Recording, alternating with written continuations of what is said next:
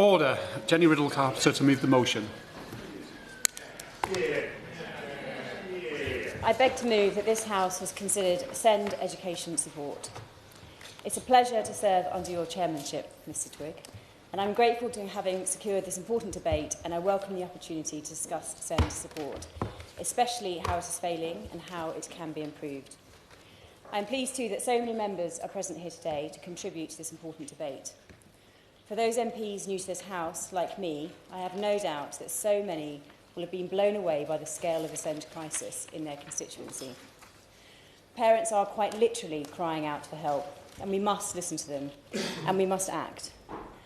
Today in this debate, we'll hear about the national crisis, as well as the many local failures experienced right across the country, and the devastating human impact that this crisis is having on young people and their families.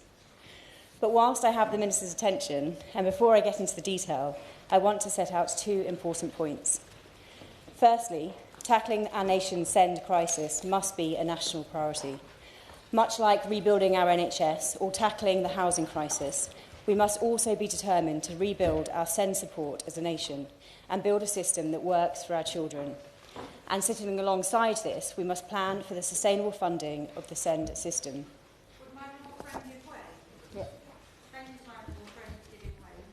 SEND children are falling through the cracks.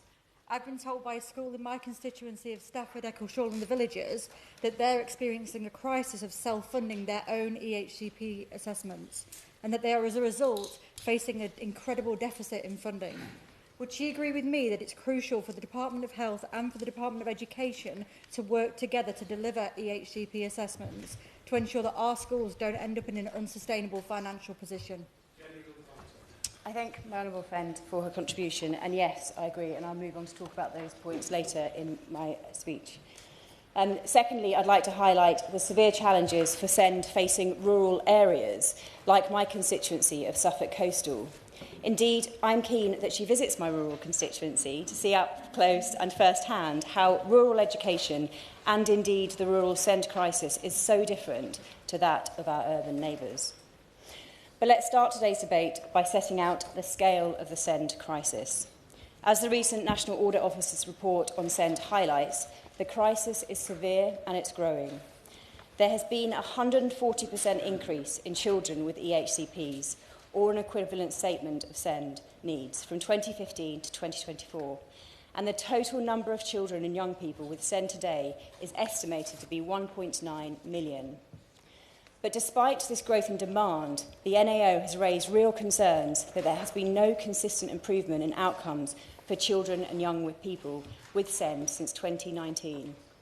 So without drastic action and without a full belt and braces review of SEND and a real determination to see improvements, we will only see SEND provision get even worse. Now, funding is one part of the problem. With growing demand, we need a sustainable funding plan, one that is able to tackle the demand and grow with that demand. But much like the issues facing our NHS, the answer doesn't just lie in funding.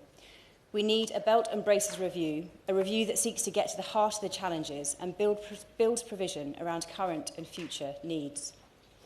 I'd like to see a national conversation about SEND, bringing in parents and young people's voices, an opportunity for them to share their experiences. Far too many families and young people have felt marginalised, silenced and kicked to the sidelines when they battled hard to get the support their children are entitled to. My honourable friend give way. I thank my honourable friend. In 2023, a report by Warwickshire County Council revealed that only 9% of education healthcare plans in Warwickshire go to children with special needs in North Warwickshire, compared to 31% in Warwick, which has a lower rate of child poverty than North Warwickshire. A year later, the Conservative Warwickshire County councillors made derogatory comments about SEND children and their parents. I'm concerned about the effect of these councillors' attitudes on the provision of support for SEND children across the county, especially in more deprived areas like mine. Is my honourable friend concerned that this is an example of a trend across the country where families in more deprived areas are unable to get the support they need? The interventions, please. Jenny Riddle-Carpenter. Thank my honourable friend for her intervention. It was timely because I'm just about to move on to a similar example in my own area. In Suffolk, the County Council has failed to deliver 60% of outstanding care plans for SEND within the 20-limit time frame. Compare that to the national average of 50%, and we can see that Suffolk is struggling. The recent CQC report for Suffolk, published last year, identified, and I quote, widespread and/or systemic failings across the local area partnership. It's the lowest possible rating. This means that the inspection identified failings that have, and I quote, significant negative impact on the experiences and outcomes of children and young people. Suffolk County Council have responded with a blueprint published in January this year, which they say is a forensic roadmap for change. But as we sit in this room, there are parents in Suffolk and indeed across the country who are being let down and in desperate need of help. In January, I launched a survey in Suffolk Coastal, asking parents and young people to share their experiences with me. This survey has shown some awful and tragic statistics that lay bare the true toll of the SEND crisis in Suffolk and the toll it's having on families and young people. Over 100 families from Suffolk Coastal have filled in my survey, and the report will be out next month. But I just want to share some of that detail now. Over 50% of the children that filled in the survey have missed out on school because their SEND needs could not be met. 13% have been off school for over a year. The impact this is having on young people's education cannot be overstated. Over 30% who responded did not have an up-to-date EHC plan in place, and 1 in 10 have been waiting more than a year to get that EHCP. 6 parents who responded to my survey have had to take their case to the tribunal in order to attempt to get their children the right SEND provision. And many have told me how they've had to use their personal savings, borrow money from friends and family, or take out a loan in order to pay for the legal support they need. This can't be seen as fair or right. Thank you for giving way, and to congratulate her on securing this important debate. She speaks to the heart of the issue here, that it is very often only the people with the means, the resource, the time to become experts in the very thing that they're trying to access, that was enshrined in law as a right of theirs to access in the 2014 Act. Would she join me in encouraging this government's instincts, whilst moving to a more inclusive mainstream education system? We cannot simply say everyone in without the necessary resource that we protect centrally when we issue those instructions. Because time is really tight today, to keep the comments really succinct when they make an intervention. Thank you. I thank the honourable gentleman for his intervention, and I believe that it should be part of a wider conversation, including what we're having today, and hopefully the Minister will respond to that later. Thank you. And to carry on, in fact, Mr Twigg, when I put forward my own Freedom of Information request to the Council, to Suffolk County Council, and I received this information just back yesterday, they told me that over the past 5 years, between 2019 and 2024, there were 920 appeals logged against Suffolk County Council. Now, they haven't told me how many of those went to tribunal, but they have shown me the breakdown of those figures. And except for a drop in 2020, which I suspect can be accounted for because of the COVID lockdown, those numbers have risen year on year. In 2019, there were 103 cases, and by 2024, there were 286 cases.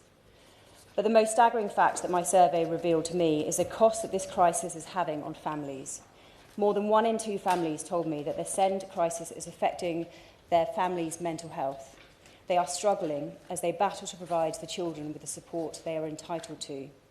Now, Jacob, I've got 2 examples of families in my constituency, and the first of that is Jacob. He's an example of how hard this situation is for so many parents in Suffolk Coastal. His family are incredible. They work 2 jobs each, and they're young, and they're doing everything in their power to provide for him. But Jacob is just 4, and he's already being let down. He has autistic spectrum disorder, ASD, and though he has an EHCP in place, his parents are having to fight, in his words, tooth and nail to attempt to get him to the right school. As his dad told me, we don't choose to be parents of a child with SEN. However, this is our child, and I feel he's being treated like a number rather than a human being. But it's equally tragic to say Jacob has had a head start in many ways because he has an up-to-date EHCP in place. I could tell you countless harrowing stories of the delays and the issues that parents in my constituency are facing just to get an EHCP completed. If you want to see how the system is failing our children, perhaps it's equally highlighted by Tiffany, a young girl in year 6 in my constituency, Again, another student with a brilliant mum advocating for her. Tiffany has struggled in the extreme with mental health issues. She's missed out on schooling for 2 years as she battled a serious and severe mental health breakdown that saw her spend long periods in hospital, all before she turned 10. It should be of no surprise that while she battled her health, she lost out on schooling.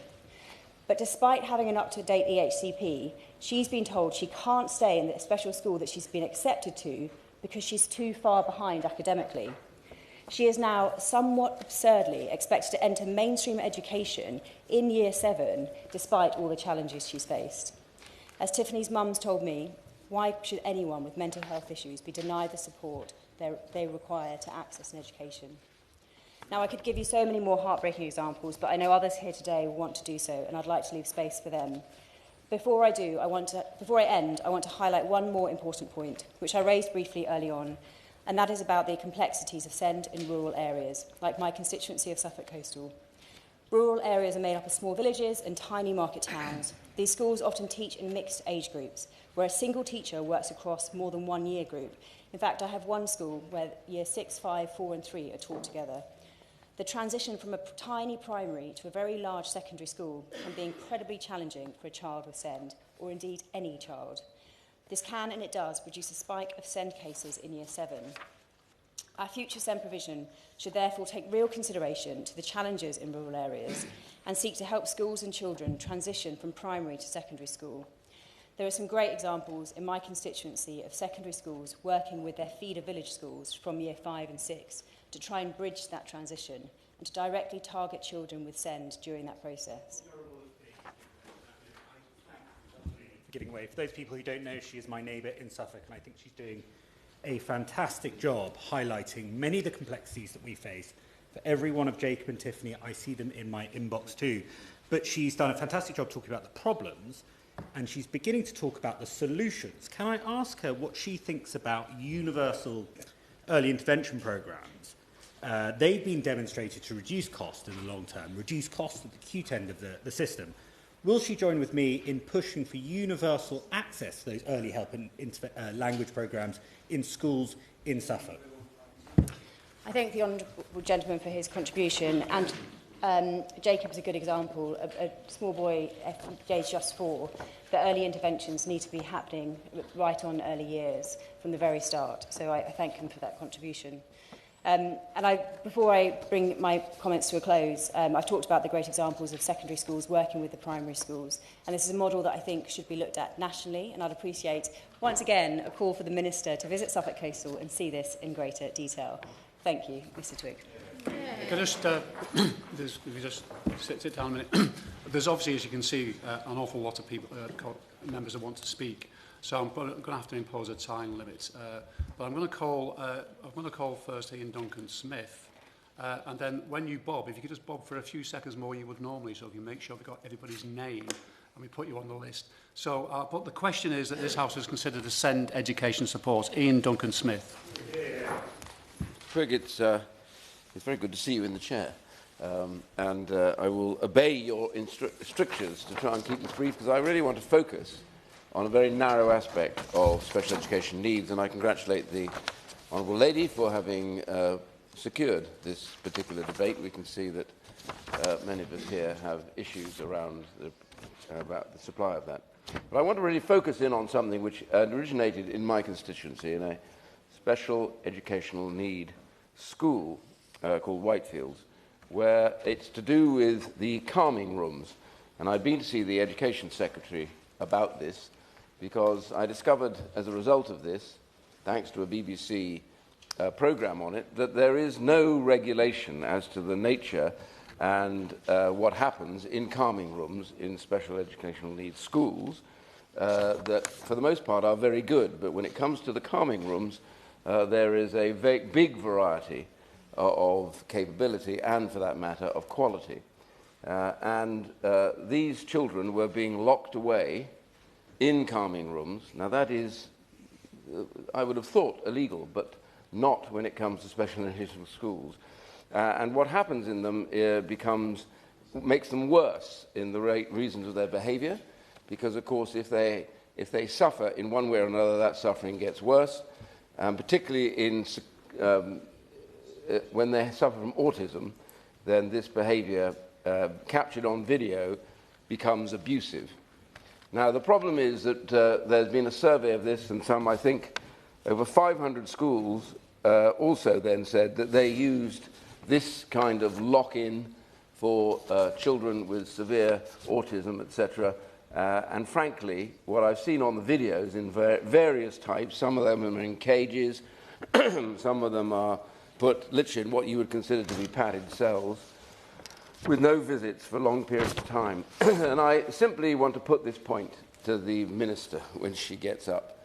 I've been to see the Secretary of State, and I did put it to her then that this needs now to be looked at and embraced in some kind of guidance and regulation that means that these rooms, if they have to be used, are used sparingly, but there are regulations about the times that people should visit and to make sure that children are okay in them. Frankly, they should be an absolute last resort, but really only briefly. And this is now definitely being abused in different schools. So this is really the one point I want to make in this, which will allow me to be brief. But I would therefore ask the Minister, when she gets up, could she now reference this and undertake to take this up again with the Secretary of State and say at the next legislative opportunity that they could actually start to sit down and try and figure out how you would regulate this so that those children, who, by the way, often have no voice for themselves, for obvious reasons, and the parents find their behaviour now even worse, not knowing that they've been locked in to a calming room, such as I have seen and been horrified by, and therefore to make that change so that those who go to special needs schools with very severe areas of autism, etc., will not have to suffer as though they were some kind of criminal or a prisoner in a way that we wouldn't even treat those. Just before I call Andrew Lewin, can I just say that I'm going to put an advisory 2-minute limit. If that's not followed, then I'll impose a 2-minute limit. So I'm sure colleagues will want to take account of ensuring time is available for all colleagues here today. Andrew Lewin. Thank you, Chair. It's the nature of being an MP that you're rightly expected to manage a wide range of issues, but one constant since being elected has been the frequency at which I've been contacted by constituents about the crisis in SEND provision. And I want to congratulate my friend for being a champion for families in her constituency of Suffolk Coastal, and I'm very pleased she has secured this debate. The themes are consistent.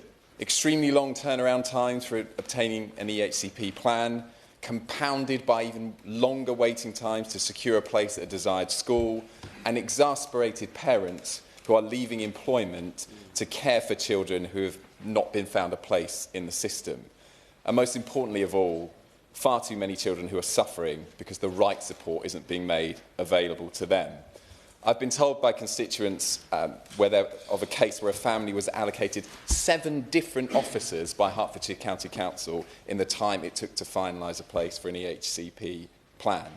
Another story in which a parent had no choice but to give up their job to become a full-time carer for their child as they wait for an appropriate school place. And I could recite countless more examples from Welwyn Hatfield. My message to all families locally is that we need concerted action at both local and national level to turn around this system. And I'm very conscious of the little time that I have today. So I do want to put on the record how pleased I am that this Labour government has recognised the scale of the challenge and made a £1 billion commitment to send across the country. It's imperative that Hertfordshire receives our fair share of that money. And what gives me confidence is having met all the local school leaders who are doing everything in their power to help, from specialist providers at Lakeside and James Marks Academy in Welwyn Garden City to Southfield School in Hatfield. The changes they are making are a source of hope, but we all have a moral imperative to turn this situation around, both locally and nationally. Yeah, well, very good. Very hard to do. And it's a pleasure to serve under your chairmanship, Mr. Twigg. And I congratulate the member for securing this hugely important debate. As it's just been noted that this is something that we all receive a huge number of correspondence about every single day, with parents really at the wit's end. For supporting children and young people with special educational needs, it's not an act of charity. It's a fundamental responsibility of government. And yet one thing we find is that parents are repeatedly battling to access the complicated system. And I'm going to very briefly give you an overview of a constituent I met in Winchester recently, Dr. Warwick Sanders. He is a psychiatrist. His wife is also a medical professional. And their son was diagnosed with ADHD in 2002 and referred to CAMS. And despite being medical professionals, they said they just didn't know where to turn for help. And although CAMS is the cornerstone of child mental health services, it has a shocking 150-week wait in our area. And this is key, that now that Dr. Warwick Sanders' son is stuck in a system where the ADHD medication he needs is out of reach until an assessment is completed, he said, if medical professionals like me can't navigate the system, what hope do others have? So, if we're to give every child the opportunity to reach their full potential, we must prioritise our investment in SEND services. But my real question of the Minister today is how do we streamline this process for accessing support so that everyone, including medical professionals, but people who've got no experience of dealing with organisations to reach for help, can get the help they need when they need it? Thank you. Andrew Cooper. Thank you, Mr. Speaker. It's a pleasure to serve the chairmanship, and I congratulate my honourable friend, the member for Suffolk Coastal, for continuing to keep this important issue on the parliamentary agenda.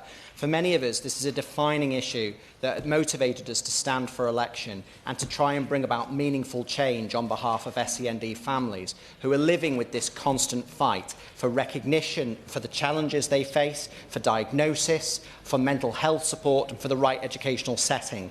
I could use double or triple my speaking time today describing the cases that come across my desk week after week with children who are not just struggling to get the right support today, but whom, if their needs have been identified early and met early, the course of their lives could be very different. So instead, I'm just going to go through some of the things that I believe and that parents and professionals I've met with over the last 8 months believe will make the difference and start to bring this broken system under control. I'll limit myself to 2 things, and I hope the Minister will respond, and perhaps she will take it as read that I welcome the steps that she's already taken to deliver a more inclusive system. Firstly, there is much more to be done in partnership with the NHS. The time that it takes to get a diagnosis for autism or ADHD varies wildly across the country and has vastly increased in recent years. Meanwhile, access to child and adolescent mental health services is now being rationed in a way that means that only the most serious referrals are accepted, with the perverse effect that children who are not seen get worse. There will be no fix to the SEND crisis that does not also address the crisis in CAMS, and I urge the Minister to continue to work closely with her colleagues in the Department for Health and get school-based mental health support rolled out as quickly as possible.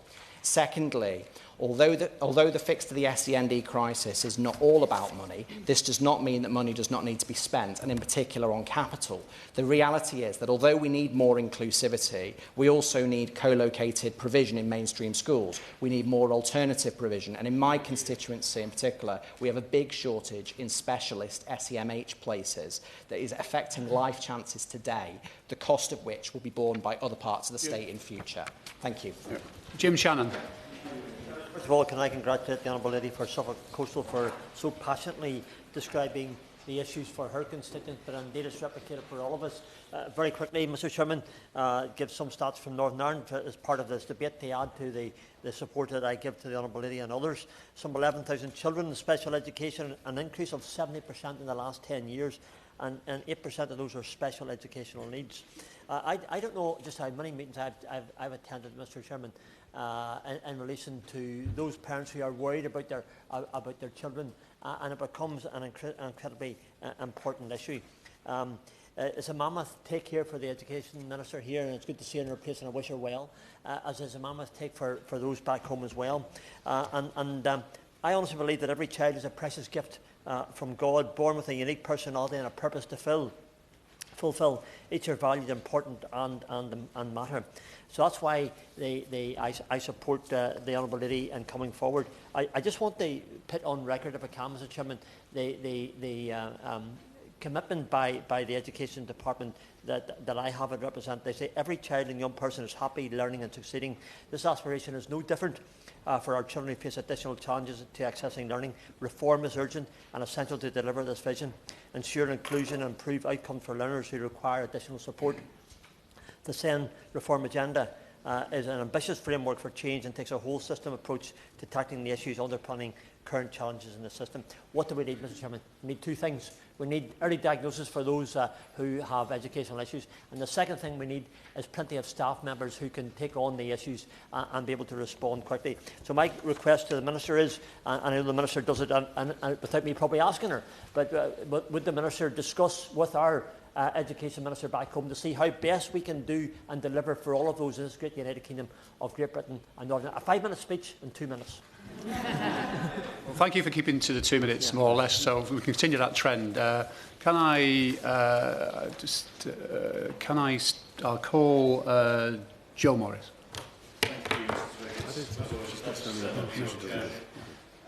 Last week, I had the privilege and the opportunity to meet with the parents of some students from Hexham Priory School.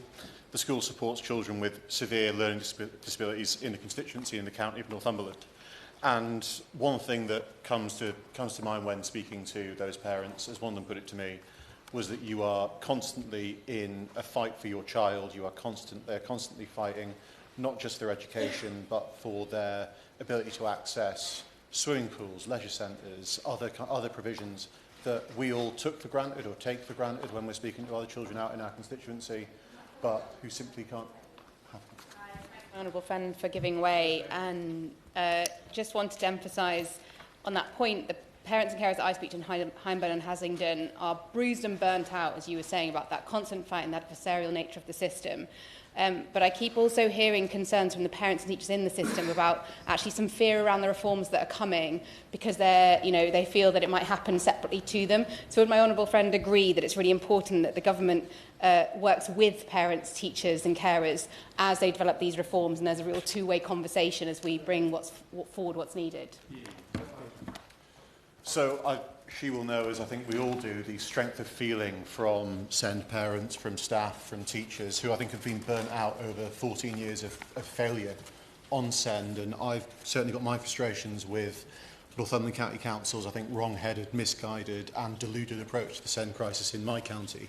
Something that particularly comes across with the lack of provision in the west of Northumberland, when I'm constantly confronted by families travelling from Haltwhistle, which is, for those in here who aren't familiar with the geography of my constituency, which is in the extreme west of Northumberland, all the way to the coast to Ashington, which is often a journey that exceeds 90 minutes either way.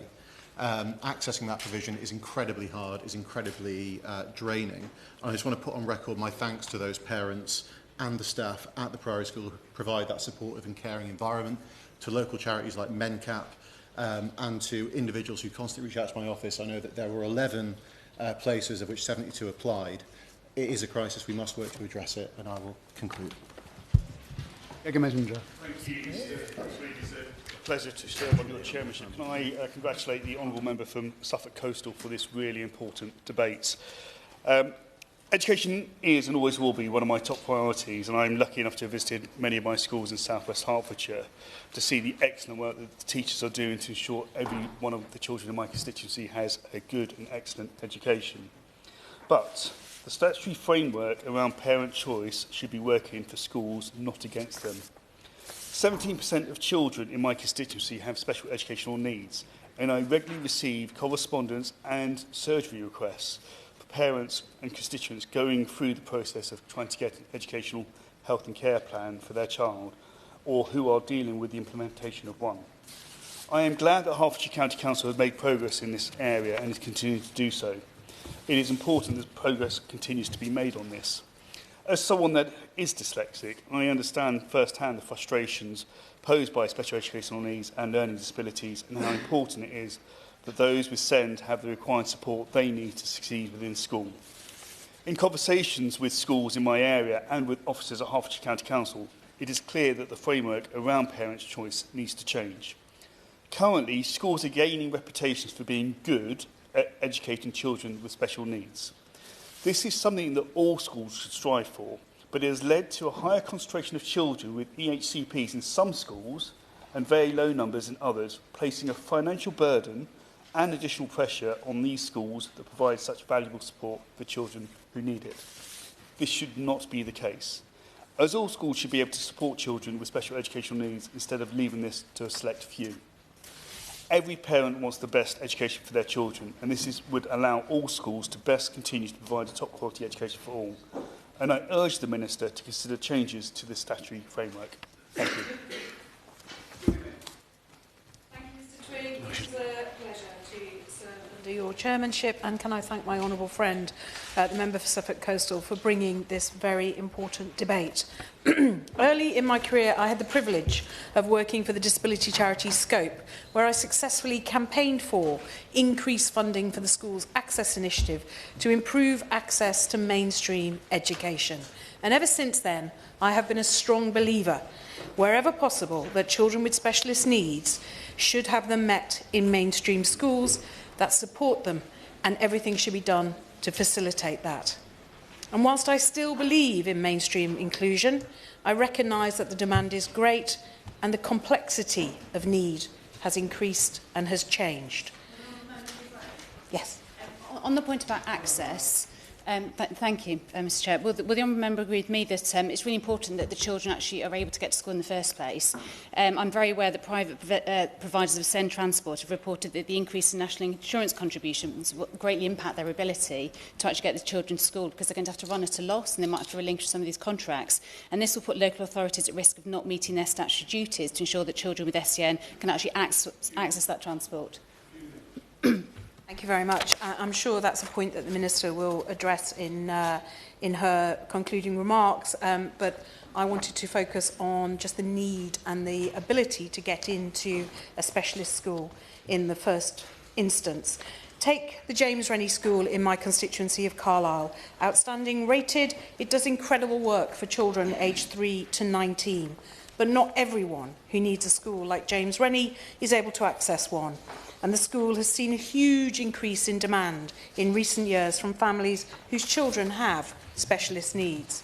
At the moment, it is already operating well above its published admissions number, something that it's achieved only by converting spare space into classrooms. And there's yet still more demand. This September already, they have 43 known applications. That's 25% of the current children already in that school. And James Rennie is not alone in this. Figures from the Department of Education from March last year show that there are approximately 4,000 more pupils on rolls in specialist schools than their reported capacity. And I would ask that the Minister, in her remarks, looks at the need that we now have for more specialist schools. Let's be clear, there are 1.5 million SEN children in this country, including the 202 at James Rennie in Carlisle. I believe all of us on every side of this House has a duty to ensure that we don't fail them. Shokatan. Thank you, Mr. Chair. It's a pleasure to serve under your chairship, and I'd like to congratulate the honourable friend from Suffolk Coastal for securing this vital debate. And I'd also like to refer the members to my register of interest as an NHS optometrist. I rise today to highlight just two critical issues in this debate. Firstly, the severe gap in transport provision for post-16 students, and secondly, the additional challenges faced by children with visual impairment within the SEND system. No parent of a SEND child willingly chooses to send them miles away for education. They do so because there's a lack of local provision. Until the age of 16, local authorities cover this cost of transportation, but beyond that, families are expected to finance it themselves, an expectation that is frankly unrealistic. I have spoken to parents who are on the brink of crisis, including Ruth and Esther from Still SEND 16. Some are considering giving up their work personally to manage their child's school commute, pushing them into benefits and ultimately costing the state more money than simply providing transport. A consultation has already shown that 29% of affected young people may be forced to abandon education. So I ask the Minister, will the government consider making post-16 SEND transport statutory, ensuring these young people do not have to choose between education and affordability? Secondly, I wish to raise the additional challenge faced by children with visual impairment within the SEND framework. Across the UK, there are 41,000 children and young people who rely on specialist visual impairment education services. Half of them have additional SEND needs, yet local disparities in provision mean that many do not receive the support they require. So the RNIB has called for urgent reforms, and I echo them. The curriculum framework for children and young people with vision impairment must be embedded in all government policies, SEND policies. The government commitment to recruit 6,500 expert teachers must include funding for additional registered qualified habitation specialists and qualified visual impairment specialist teachers. And all teacher training and SENCO courses must include mandatory visual impairment awareness training to improve inclusivity in mainstream schools. Thank you.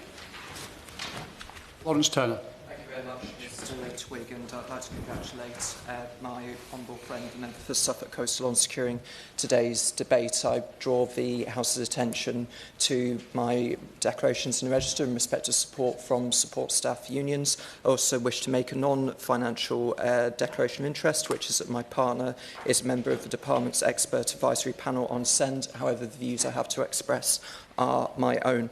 In this House, we often talk about SEND funding, and funding is important, but we need to talk about SEND spending as well. The reality is that much money in the system is not spent well, and there are providers who charge too much for too little.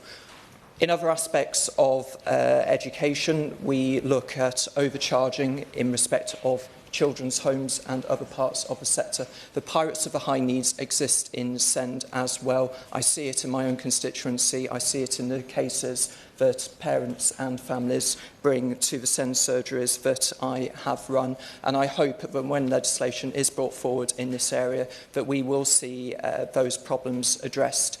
In a former role, I submitted freedom of information requests to all local education authorities. Two-thirds of them could not answer as simple a question of what the average spend on EHCPs is in their areas, and indeed no such duty exists under the 2014 Act. If we are to drive up standards, then we need to have accountability for the money that is being spent, because parents are furious at the money that is not available to their children. I will make one more brief point, because time is so short, Mr Twigg, which is that much could be done in schools to improve the sensory environment, and I believe this is a point which has been partially raised already. When I was a SEND pupil, such simple adjustments as flexible lighting and variable noise levels would have made a huge difference to classroom management and learning support. I hope that when school design standards are next looked at, then some minimum expectations can be set in terms of inclusion by design. Alistair Stratham. Thank you, Mr Twigg. I want to thank my honourable friend, the member for Suffolk Coastal, for securing this important debate, but also powerfully in setting out so many failures that I know families in my constituency will be all too familiar with too. Because there's nothing more heartbreaking than speaking to some of the people in my seat that have been let down by the national failures of the SEND system. Whether it's a young person who's been out of school for far too long, with all of the impacts it has on their mental health and development, just because there isn't a school suitable for them in our local area. Whether it's a family who've had to deal with all of the fights needed to get the support for their young person, to fight for that very bare minimum legal entitlement for the support they need to thrive at school, and often had to step back from work just to do that. Or for far too many of our schools who, despite going above and beyond, know that they just are not being set up to succeed when it comes to supporting far too many pupils with additional need. When it came to describing the system as lose, lose, lose, the last Conservative Education Secretary could not have been more right. In my local area, those painful failures are absolutely true at the local authority level too. Whether it's in Herts' shocking failure in terms of delivery of EHCP plans laid bare by Ofsted in recent years, or central bed failures around central planning when it comes to special places, which is causing chaos for some of my local schools, from Ivor Valley, whose redevelopment is now in doubt, to local schools who found out that their inclusion centre was being paused when developers didn't turn up when they were meant to. It's clear we need to do much, much better, even with the tools that are already at their grasp. But as a former teacher and local authority lead, I know that it's national changes that are needed too. The extra money prioritised in the budget, £1 billion for the high needs block and £750 million for adaptations, is crucial. but there's much wider work we need as well too. We need clear accountability frameworks for local authorities and schools that hold them much more accountable for SEND and inclusion. Whatever their school structure, driving up standards should never come at the expense of inclusion, an inclusive approach to admissions and exclusions. We need... Absolutely. For giving way, and I absolutely share his concerns in our part of the world of the far too many children who are missing out on years of education as a result of this crisis, and he's setting out many of the reforms we need to see. Will he join me in urging the Minister to bring forward these reforms as swiftly as possible and provide a clear timeline that parents in our constituencies can look forward to? Absolutely. Well, it's been really welcome to see this prioritised right from the heart of this government's early decision-making when it comes to education. We know we need that pace to continue. Another area where it's clear there's going to need to be much further work is on workforce planning. It's fantastic that we finally have a government taking an interest in this and commissioning a survey to understand where those workforce shortages are. But putting money behind delivering and supporting the resolution of those challenges is going to be crucial, especially for edge of London constituencies like mine, where all too often that resource can be dragged, as well as of London waiting, into other authorities. Alongside that, we need to make sure health partners, apologise, I just wanted to make sure I wrapped up the intervention too, if that's okay, Mr. Twigg. Health partners are playing a really ambitious role in this too. Deprioritisation in health budgets only leads to increased pressures on education budgets, and it's a false economy to suggest otherwise. Alice MacDonald. Serve under your leadership, and I thank the member for Suffolk Coastal for this important debate. In my area of Norfolk, there are unique challenges, but also common challenges that we've heard about from so many members so far. We have seen a 74.5% increase in EHC plans being issued from 2019 to 2024, rising at a faster rate than the national average. I wanted to just touch on a few of the systemic problems that I see in my area. So firstly, as honourable members have alluded to, health. In Norfolk, there are more than 10,000 children on a waiting list for an autism or ADHD assessment, and the average waiting time is 7 years, and that is totally unacceptable. So can the Minister tell us what is being done with the Department of Health to expedite that process? And when it comes to members of the public contacting me, what I feel overwhelmingly is that the system is failing them, whether they're being told that because the specialist provision is within 3 miles that they have to walk there, think about walking to access a school because the transport simply won't be funded, whether it's the hundreds and thousands of pounds being poured into tribunal processes by Norfolk County Council that is creating an adversarial system where quite simply parents and children are not being listened to. We also have a real challenge in Norfolk with the expense of travel, which is costing the local authority a huge amount, but forcing children to travel miles and miles.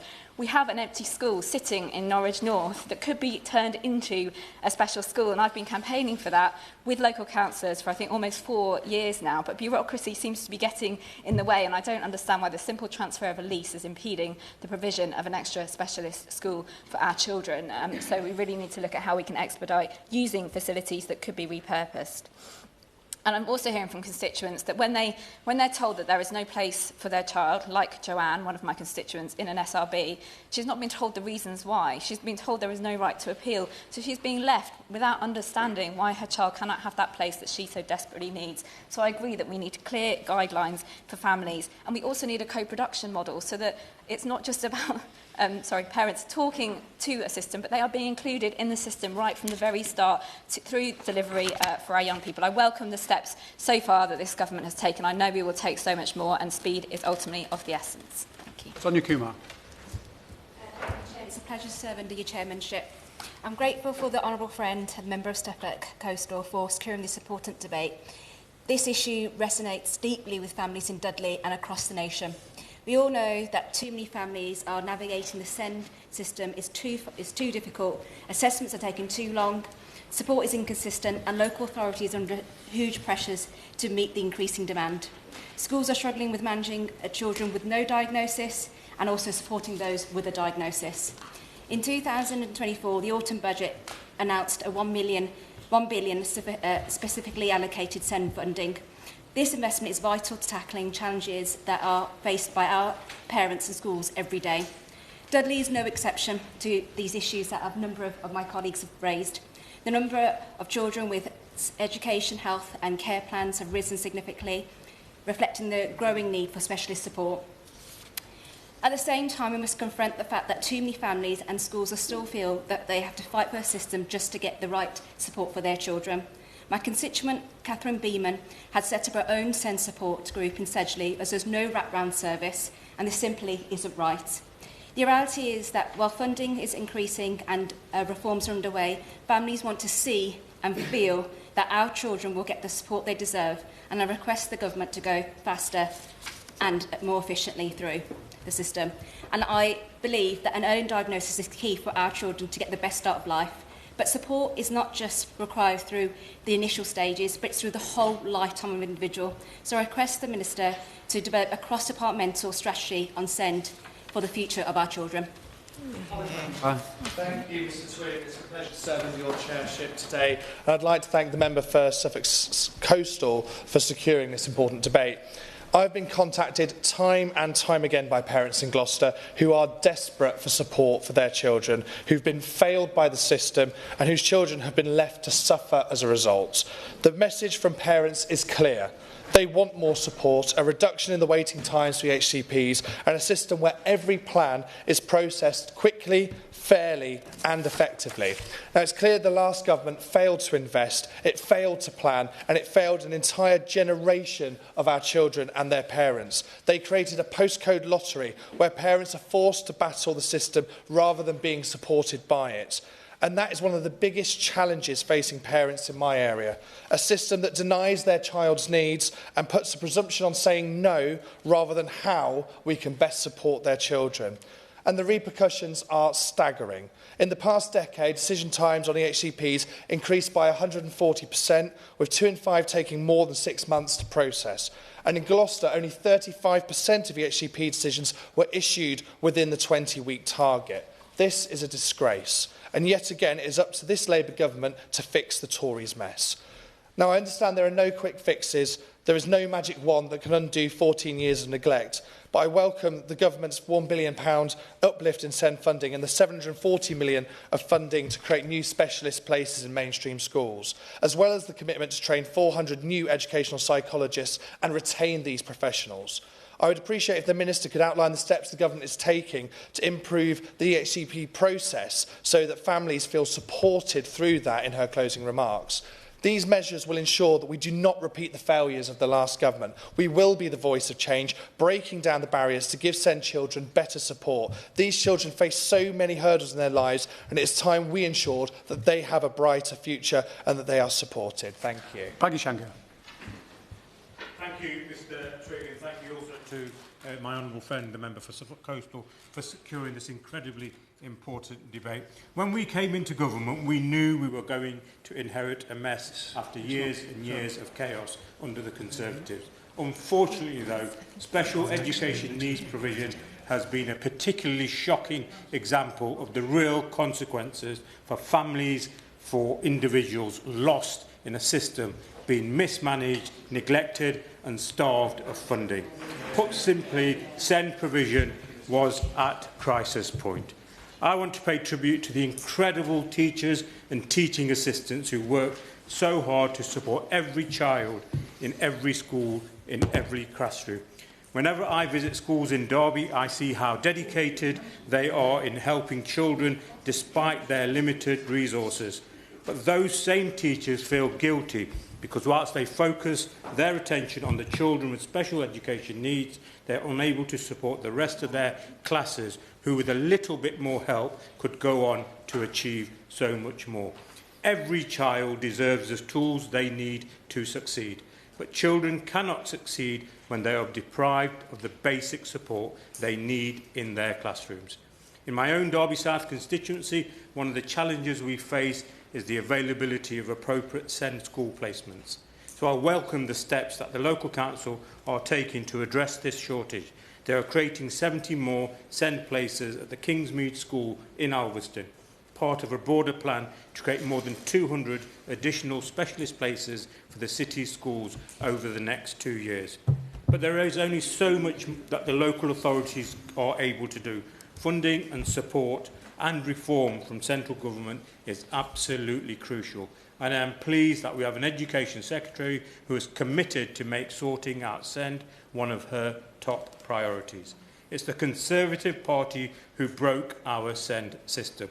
But let me say this to every parent who is right now struggling to advocate for their child to access the support they need. It is the Labour government who will work to fix it. Jodie Gosling. Thank you, Mr. Twigg, and it's a pleasure to serve under your chairmanship. And I thank and congratulate the the member from Suffolk Coastal for securing this debate.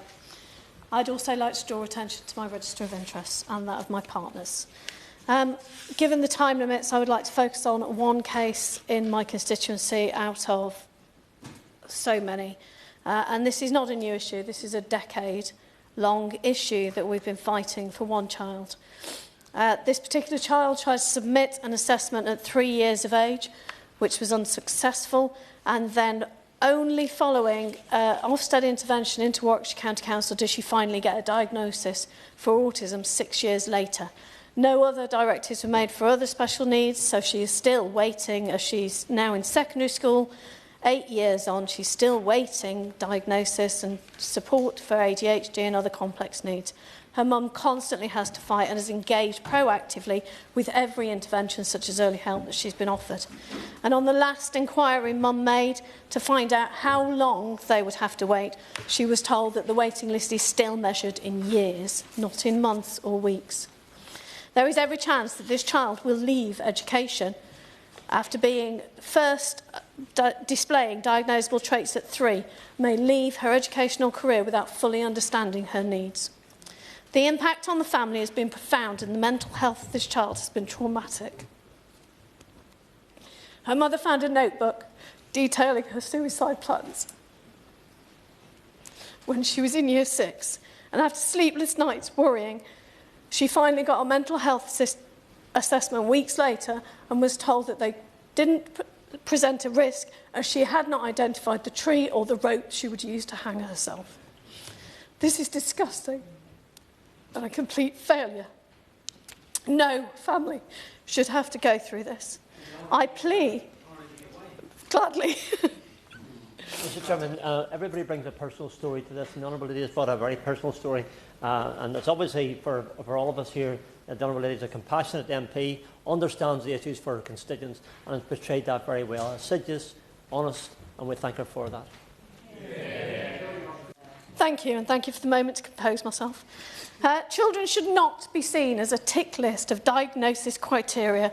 We need a SEND system that deals with children and families holistically, that listens to their voices and tackles the root causes. Thank you. Terry Jeremy. Thank you very much, Mr. Twigg. It's an honour to serve under your chairmanship today, and I would like to pay tribute to my honourable friend for securing this debate. I know that she is doing all she can to improve SEND provision in Suffolk Coastal and the wider county of Suffolk. In my own constituency of South West Norfolk, SEND issues are a constant in my inbox, and after 14 years of neglect, families are at the end of their tether and are desperate for support. The size of the tasks facing the government in repairing trust in the SEND system is clear, and frankly it is daunting. And as my honourable friend mentioned, we must not forget that in rural areas like Suffolk, like Norfolk, the challenges are exacerbated because of rurality and because of the difficulties accessing services that are often miles away. I've been here before, we've spoken about SEND, I've spoken to the Minister a number of times, but I wanted today to make a particular point about tribunals. Many county councils are losing scores of tribunal cases. In Norfolk, Conservative-controlled County Council losing 98% of all tribunal cases, and there seems to be no real consequences of the failures to act in the first place, racking up a bill of almost £1 million in legal costs in one financial year fighting SEND cases, money that could have been spent on providing services for family used to pay legal bills. Local authorities usually engage solicitors and barristers, which was never the intention.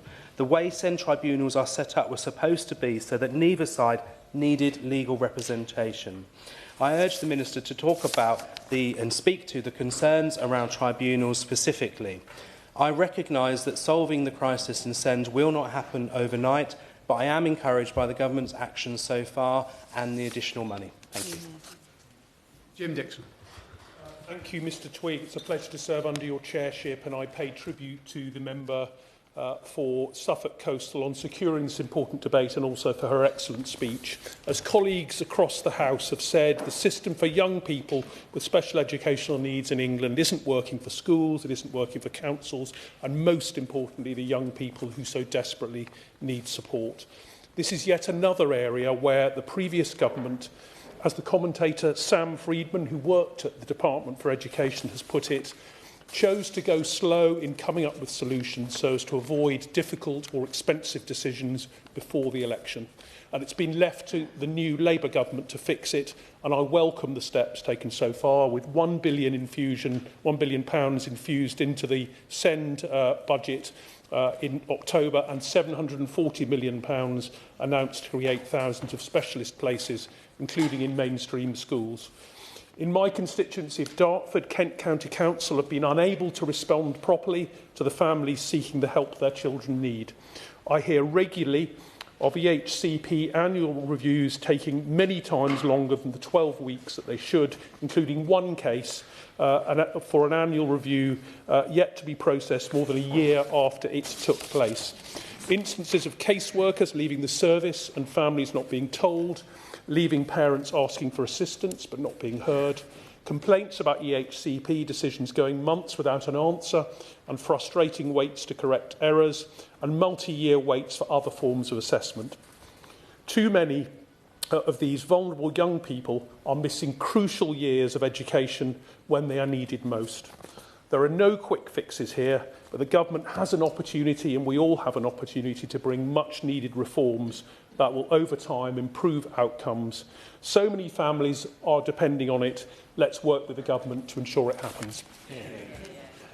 I call the Lib Dem spokesman, Mira Wilson. Mr Twigg, it's a pleasure to serve under your chairmanship today, and can I congratulate the Honourable Member for Suffolk Coastal for securing this important debate. Mr Twigg, another week, another debate on SEND. Since the start of this Parliament, barely a week has gone by when either in this chamber or in the other chamber have we had questions or debates on special educational needs and disability provision. And I think the stories we've heard today, particularly most movingly from the Honourable Member for Nuneaton, and I thank her for her courage in sharing her constituent story. We know that every member's inbox is bulging with stories and casework from constituents about the dire crisis in SEND, which is why these debates are so oversubscribed.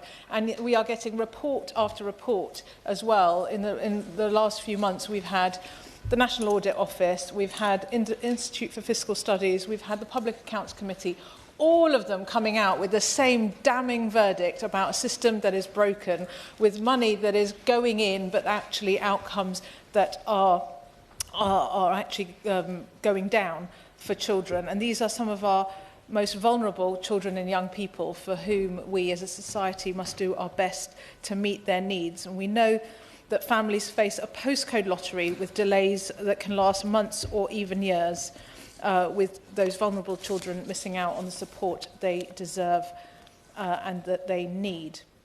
With special schools, full mainstream schools struggling to provide appropriate support because school budgets are so overstretched, and with spiralling high needs deficits leaving many local authorities on the brink of bankruptcy, Mr Twigg, it's very clear that urgent reform is needed.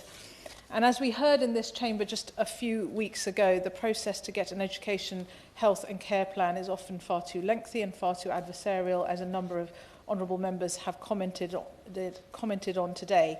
Families are increasingly forced to take their cases to tribunal, with the number of cases doubling since 2014, and we know that local authority lose almost all of these cases, wasting over £70 million of public money annually, money that could be spent on supporting our children and young people rather than fighting unnecessary legal battles.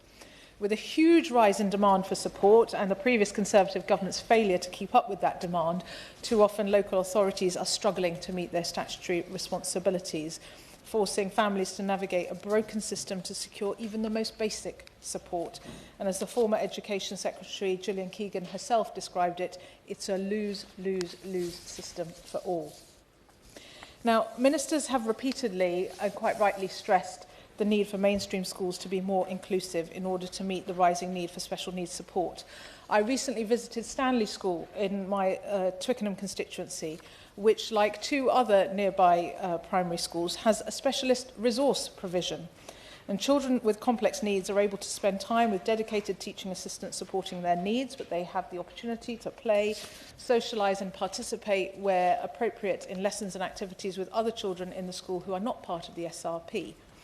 And I think the Honourable Member for Mid Cheshire referenced this in his speech. As we see falling roles in schools and space opening up, I would personally argue that SRPs will be a key intervention in our approach to ensuring that mainstream schools can be more inclusive. However, finding and keeping the staff to support children in SRPs or in other mainstream settings or indeed special school settings is an ongoing challenge. SRPs need to be properly funded, and as things stand, the head teacher at Stanley explained to me that the maths just doesn't add up for him, and he explained that his wider school budget is having to plug the shortfall in SRP funding. So if we are to tempt schools to have an SRP in their own school, we are going to have to make sure that they have the resources to provide that SRP. Support staff costs have risen over the last 2 years with unfunded pay increases and increases in employers' and national insurance contributions on the horizon. And we know that local authorities, health services and schools are all struggling to recruit the numbers of staff needed to meet growing demand, both to undertake assessments in the first place where a child might be eligible for any HCP and then to meet that need in school.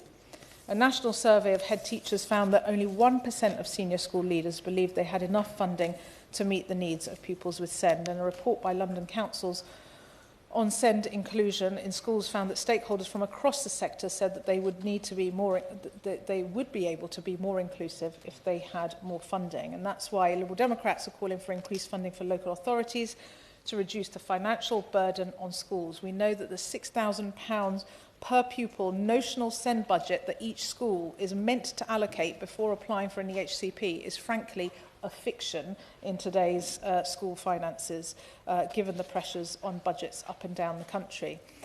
Now, when I visited Stanley the other week, the other challenge that was described to me then by the head teacher, but also last week when I visited a beautiful new school, Belmont School in Durham, I was told by both head teachers that the disincentive to many schools to take on children with, many mainstream schools to take on children with SEND, is the way that SATs and other public exam results are reported.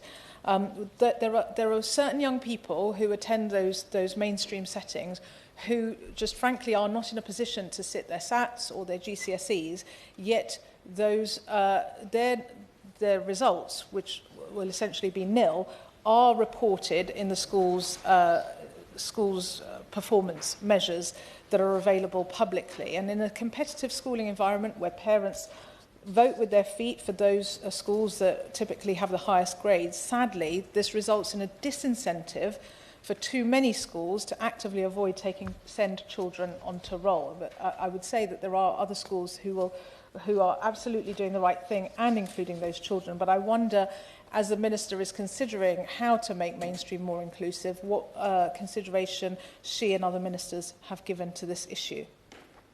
And I wanted to spend a moment focusing on special schools, Mr Twigg.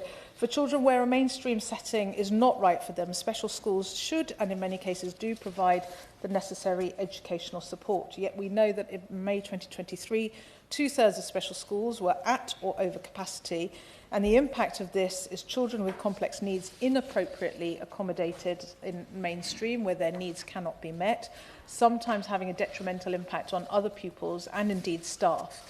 And many parents in these situations feel forced to homeschool. And we know that with some of the changes in the Children's Wellbeing in Schools Bill, for those parents who feel they've had no option but to homeschool, they're really concerned about what some of the provisions are going to mean for them being able to ensure that their child is in an appropriate environment.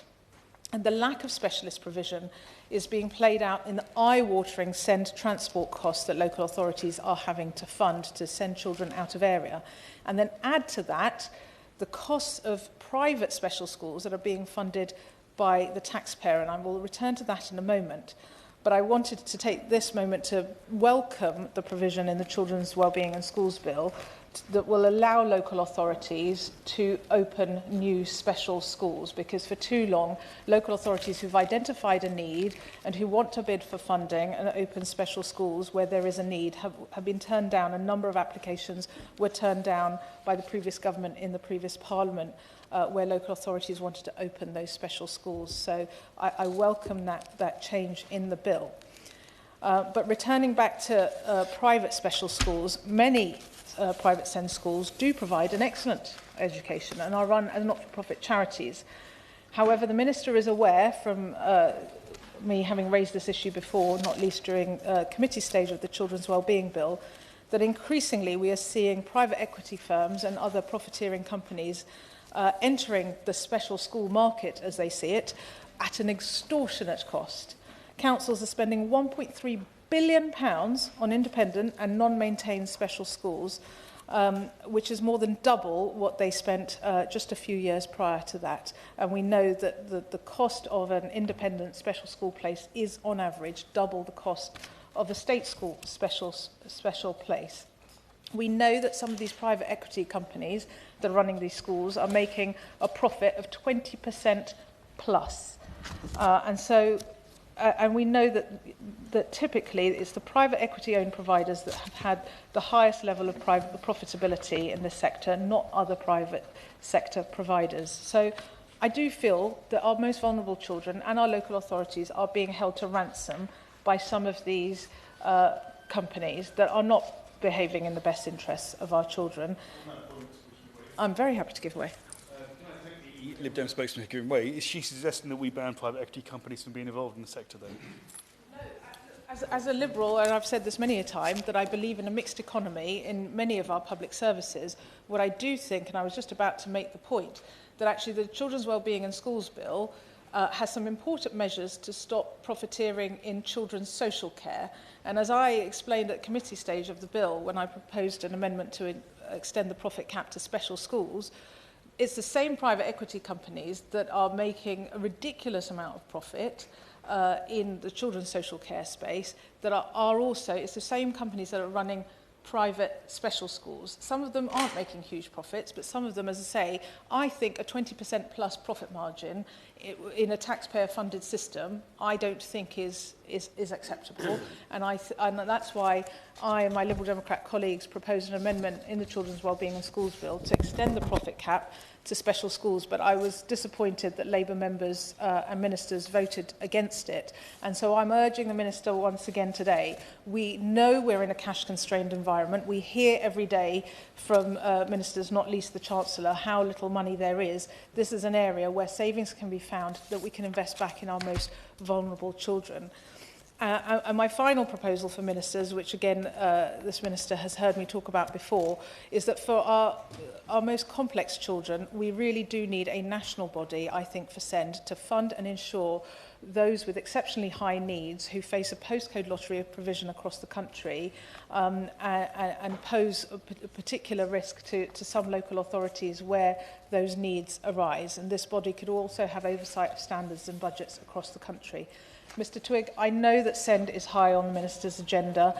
We're still waiting to hear how the £1 billion announced in the budget will be allocated, but I fear, given the £2.7 billion of local authority SEND deficits, it will disappear into a black hole. So we've been promised reforms later this year. I urge the Minister, our children cannot afford to wait. Every child missing out on an education will never get that time back, and every child, no matter their needs and background, should be given the opportunity to thrive and fulfil their potential. Yet too many children with SEND are simply not getting that right now. Thank you. Shadow Minister Gregory Stafford.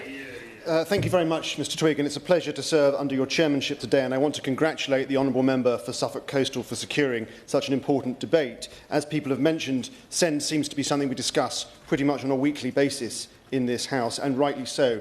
I better mention that I am also the Vice Chairman of the All-Party Group on SEND and working with cross-party with colleagues in this chamber and beyond to ensure that the experiences of constituents are heard in this place. And likewise, I have a number of special schools in my constituency, both state and independent. Members will forgive me, honourable members will forgive me that I'm not going to be able to talk about every single contribution that was made today, but I do want to just thank the honourable member for Chingford and Woodford, the right honourable member for Chingford and Woodford Green for his comments around sensory and calming rooms, which I hope the Minister will take into account. And likewise, the honourable member for South West Hertfordshire, his commitment to education in his constituency is obvious, and the statutory changes that he asked for, I hope the Minister again will consider. I also want to pay tribute to the honourable member for Nuneaton, whose moving and heartbreaking story, I think, touched us all and will have resonance with all of our constituents across this House. Clearly, special educational needs and disabilities is extraordinarily important. It fills most of my post bag, and indeed a lot of it is casework that comes from my predecessors, just demonstrating how long some of these cases can go on for.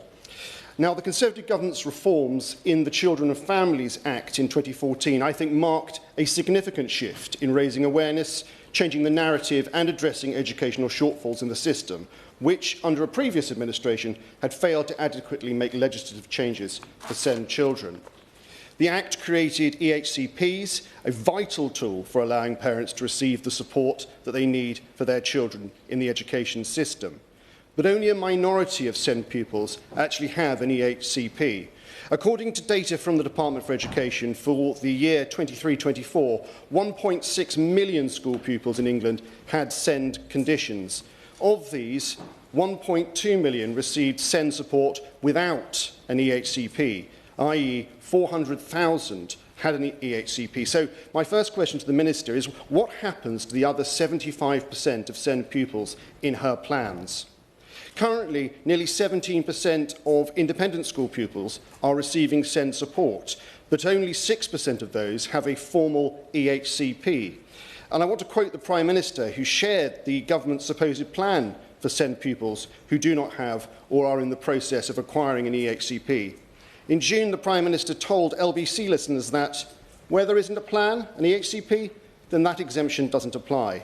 So can the Minister confirm to me that the 93,000 children in the independent system who receive SEND support with no formal EHCP are not included in her plans, as the Prime Minister outlined in June? Now, the 2014 Act was a step change. Now I think we need a further step change from this government. In the Public Accounts Committee's recently published inquiry into the SEND emergency, it was revealed that the Department for Education does not fully understand the root causes behind the surge in demand for EHCPs. Between 2019 and 2024, in my area, there was a 93% increase in Hampshire and a 63%, sorry, the wrong way around, a 93% increase in Surrey and a 63% increase in Hampshire for EHCPs, well above the national average. In the committee's inquiry, the Department admitted that it had not adequately examined the barriers to promoting inclusivity in mainstream schools.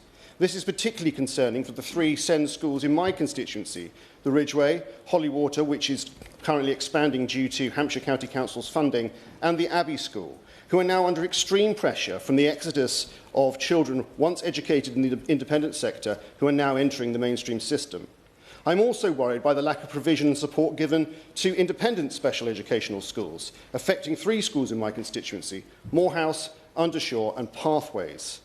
These 3 schools educate nearly 1,000 children with complex SEND needs, and without these independent schools, my local state schools will crumble under the pressure. And while, of course, the government's £1 billion for SEND is entirely welcome, this funding injection will be a positive boost for local authorities. But we have seen that the Chancellor and the Secretary of State for Education is not listening to those parents who do not have an EHCP and are educated in the independent sector. So I do ask the Minister, I'm under a lot of time pressure, and I know I want the proposer of the motion to be able to get in, so I will. I won't. I've got to give time for the Minister, and I really want to hear her answers to my questions. Therefore, I would be grateful for the Minister's confirmation that she has engaged with parents and teachers in this situation, and what steps is she taking to ensure vulnerable children don't suffer the greatest because of this government's policy. Despite the, I have to say, utter nonsense from, I think, the Honourable Member for Gloucester, in 2019, the Conservative government launched a review of the SEND system to end the postcode lottery and commit an extra £700 million in the year 2021, an 11% increase on the year prior. Moreover, to ensure that children and young people receive the most appropriate support for their needs, the National SEND and AP Implementation Board was established. This created, I'm not going to give away, sorry. This created a national system with new, clear standards under the Green Paper and consultation which set out the Conservatives' commitment to delivering the support that children with SEND truly need. To oversee these vital changes, the SEND Leadership System Board brought together sector leaders across education, health and social care to drive improvements. But the Local Government Association has warned that without proper reform, SEND provision will deteriorate and become financially unviable. A 2024 National Audit Office report echoed these concerns, highlighting the 140% rise in EHCPs since 2015 and warning that the system will become financially unsustainable if unchanged. Information from the Children and Young People Select Committee last year indicated that there were currently 2,784 children and young people waiting for autism and ADHD assessments in East Hampshire in my constituency, with waiting times averaging around 2 years. During this time, children and their families are unable to access the necessary provisions, putting pressure on local schools and negatively affecting their quality of life. This situation increases the risk of adverse outcomes in educational attainment, mental health and future employment. Now, I'm working closely with local organisations such as Send Talk CIC, a charity founded by a member of my constituency, and I've seen that their impact is profound. 92% of children participating in their programmes report a positive change in their lives, and 80% gain valuable lifelong skills to assist them for later on in life. This is just one of the great initiatives that support many children in my constituency, particularly those SEND pupils who are home educated. Whilst home education is right for every child, it is a fundamental right and employed by parents across the UK to allow parents a hands-on approach to their children's education.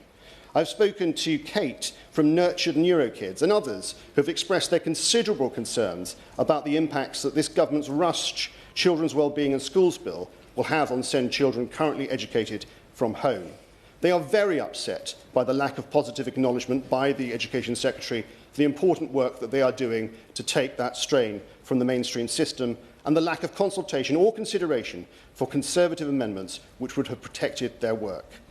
It is therefore important for constituents like Kate to have the assurance on the steps the government intend to take to ensure that all children with speech and language needs get the help they deserve.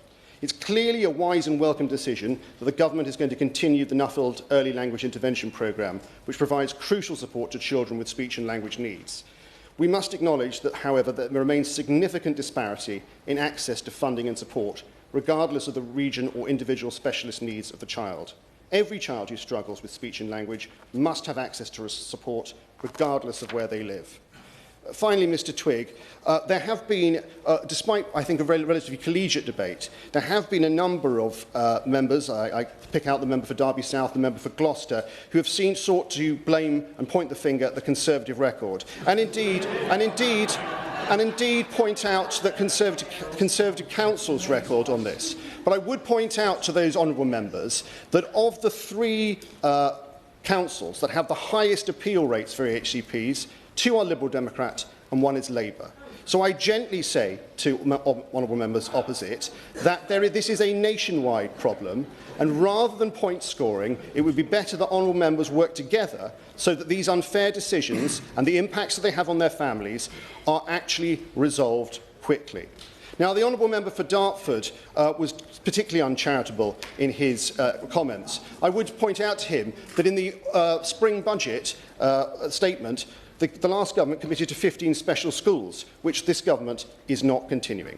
Therefore, I urge the Minister to address the root causes of the problems in the SEND system, including funding and the decision to tax independent schools, put proper reform of this system, including reform of the EHC process, give children a proper educational choice.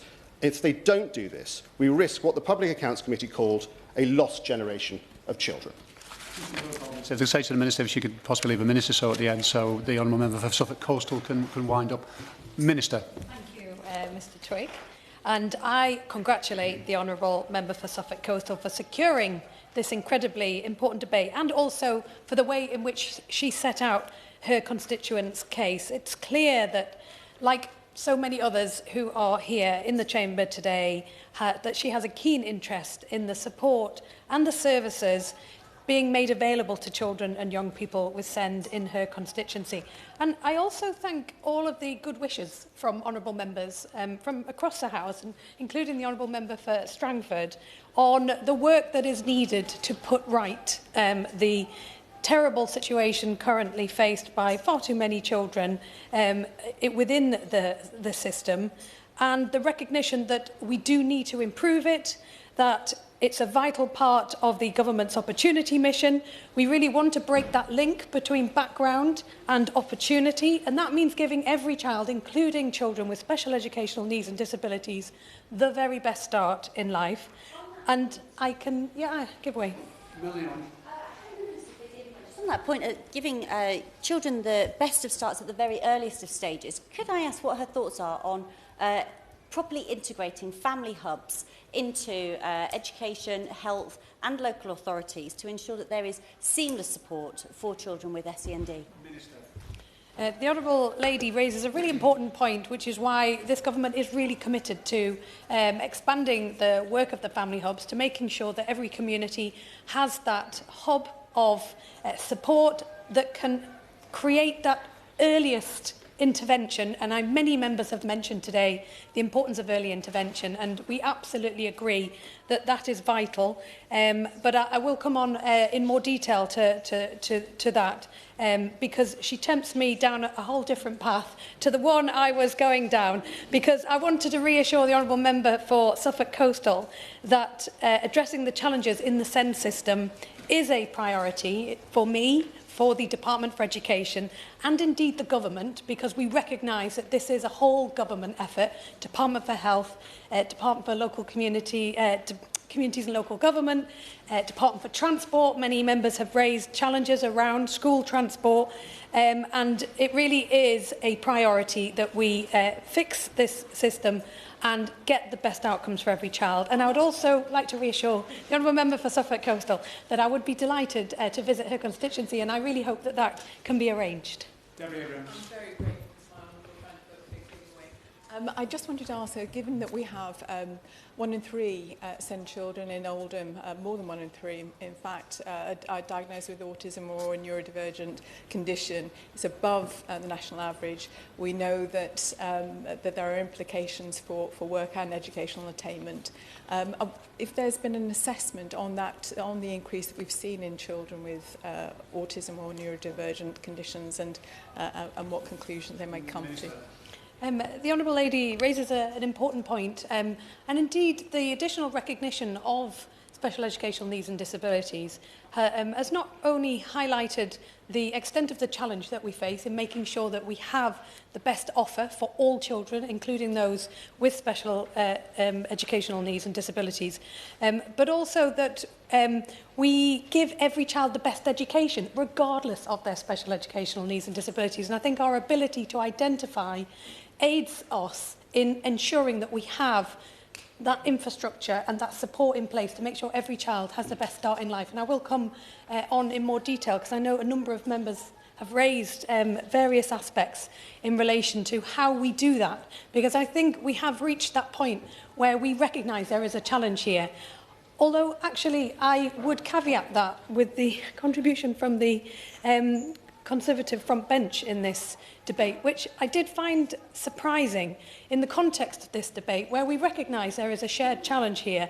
But the Honourable Gentleman's contribution seemed to skip from 2014 to the present day, as though the last 10 years had not happened, and seemed to bear no recognition, despite his former Secretary of State for Education herself acknowledging that the system that has been presided over for the 10 years previous to 2024 was indeed lose, lose, lose. And I absolutely agree with him that I don't believe we should be arguing about who created this challenge. I think we should be getting down and resolving some of the challenges together. And I didn't think his contribution was very respectful of the very positive contributions that I feel members from across the House have made in this debate. I give way.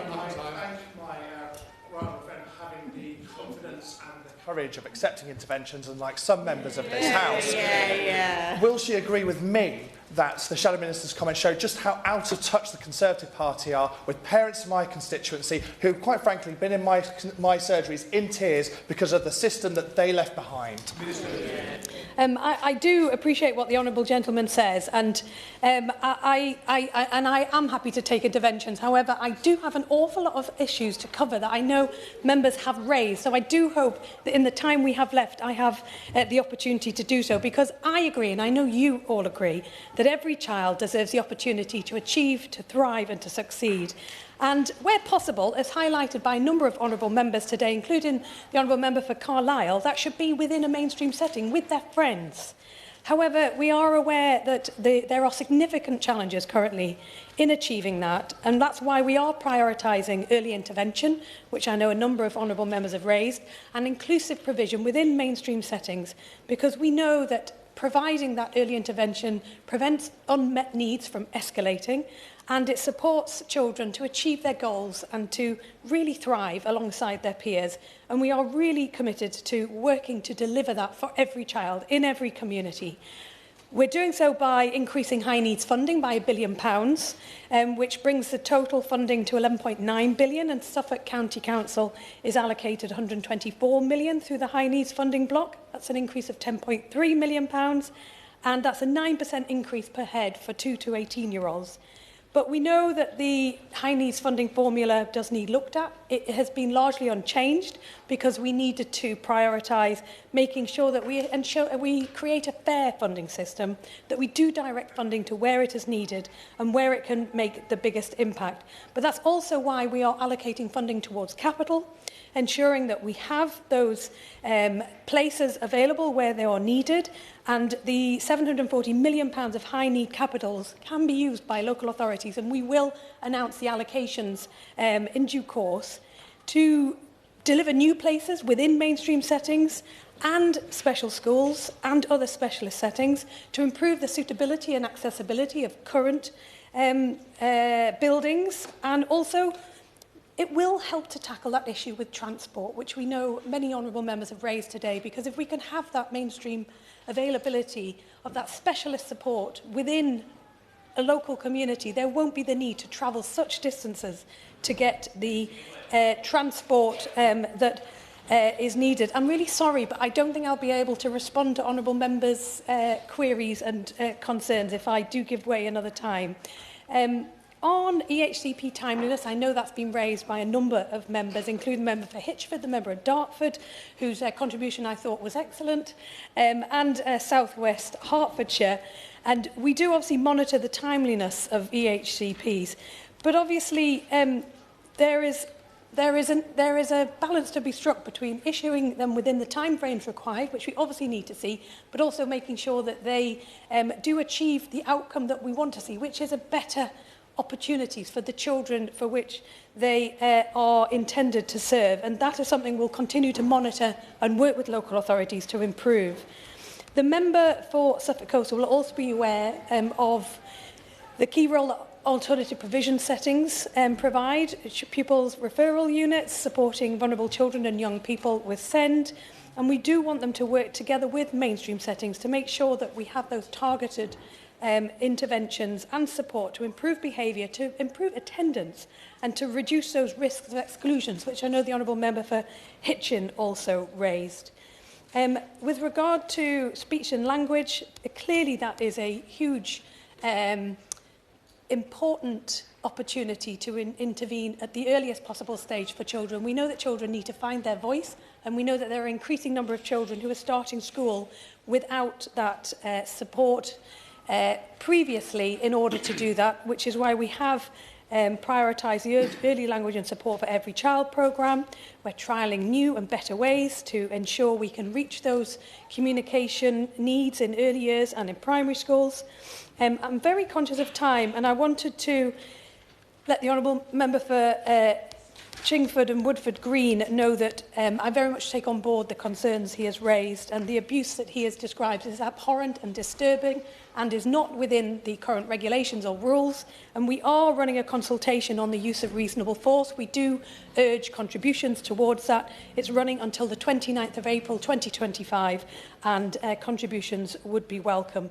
So I'm afraid I have to close. But I want to say, first of all, thank you everybody who has contributed. I think honourable members have made the case well for their constituents. And finally, I want to recognise the work of all those in education, in health and in our care systems who work with our children and young people with SEND in Suffolk and right across the country, because we do need to deliver the very best for our children and young people. We need to give them the best start in life. And I'm sure that together, with this determined effort, we can do that. Jenny Riddle-Carter to wind up. Thank you, Mrs Twigg.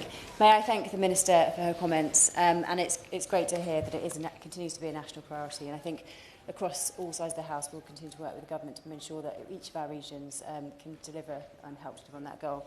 I'd just finally like to say thank you very much to everyone for contributing, and I look forward to welcoming you to Suffolk Coastal to see it firsthand. Thank you, Mrs Twigg. The question is that this House consider the SEND education support. As many of that opinion say aye. Of the contrary, no. I think the ayes have it. The ayes have it. Order, order. Could we make sure we clear the room very quickly, please, because the next debate is about to start. Thank you. Any conversation, can you take place outside?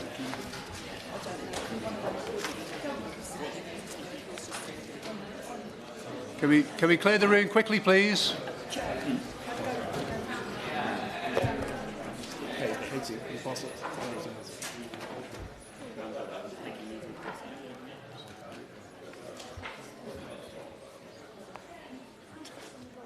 Right.